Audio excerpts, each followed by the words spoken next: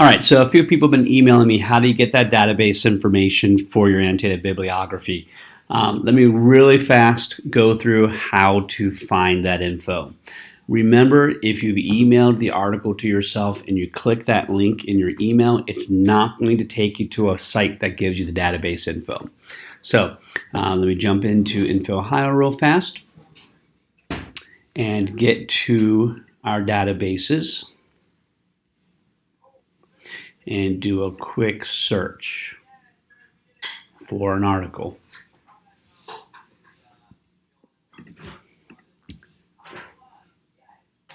Okay, so let's go ahead and use our model topic that we've been working with about student athletes.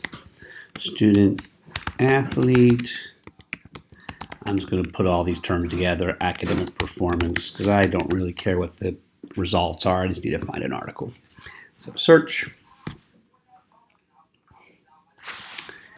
And let's wait for InfoOhio, EBSCOhost to cycle through. Here we go. This looks like a great article. Let's go ahead and take a look at this comparative analysis assessing student engagement of African American male student athletes at the NCAA divisional and AIA institutions. Sounds like a page turner. All right, so I am going to email it to myself. I'm going to change that citation format to APA. Click send. Continue. Go to my email. Find the source. While I'm at it, let me go ahead and open up my sample annotated bibliography that I had open earlier today. Great. So go back to my email. Here's that article we were talking about. So let's go ahead and copy. Go to the annotated bib. That article was by an author named Woods. So let's go ahead and put that in alphabetical order. Barron, Horton, Miller, and then Woods. Okay, now remember we want to remove the hyperlink. Oh, actually, let's take a look at that. This is an EBSCOhost. There's not a DOI with this. So it's not a DOI URL. We don't have a DOI number. It's a URL for EBSCOhost. We don't want that. So we're going to delete that out entirely. Retrieved from, we need the name of the database.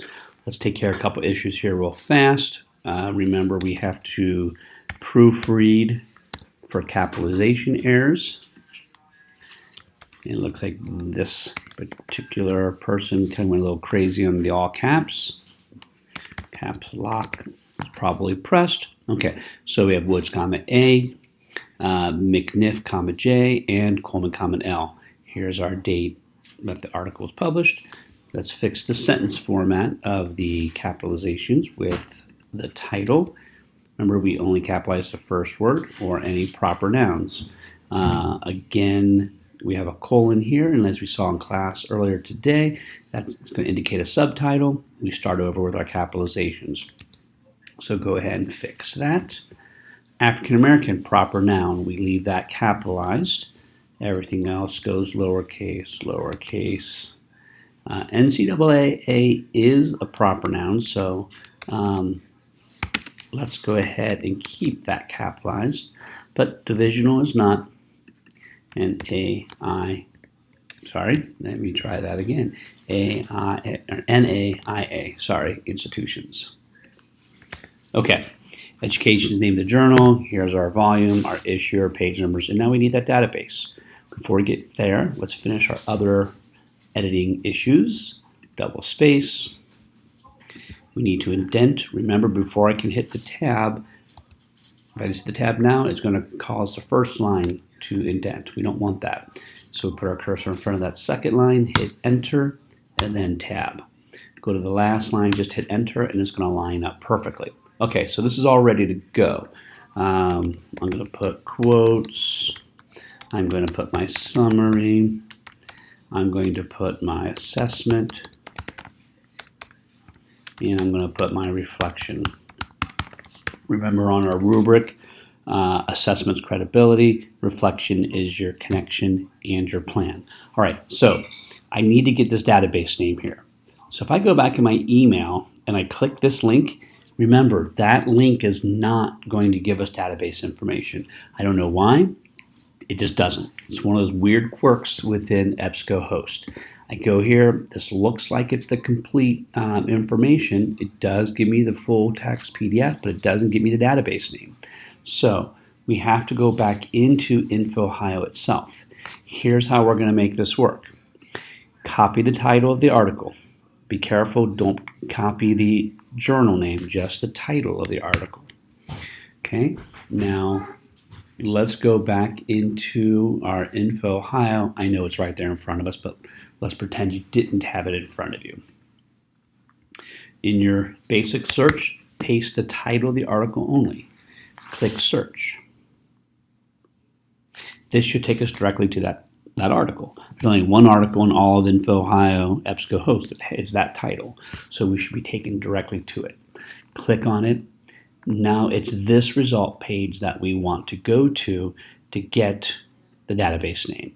So here it is, Professional Development Collection. Copy that into your database or into your annotated bib, paste, just make sure it's lined up. Looks like this is a different size font. Sure enough, that's size 10. Everything else is 11, your standard font.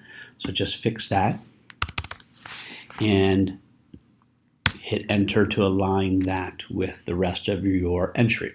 So you need to go back into your InfoOhio database to find that information.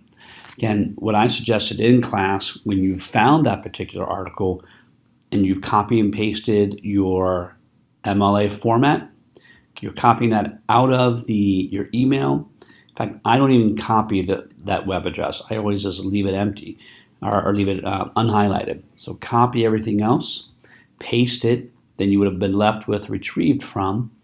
Then go back into InfoOhio while that window is still open, and there's your database name at the bottom. Copy that and paste it. Okay, I hope that helped. Use this information so that way you can wrap up those annotated bibliographies tonight.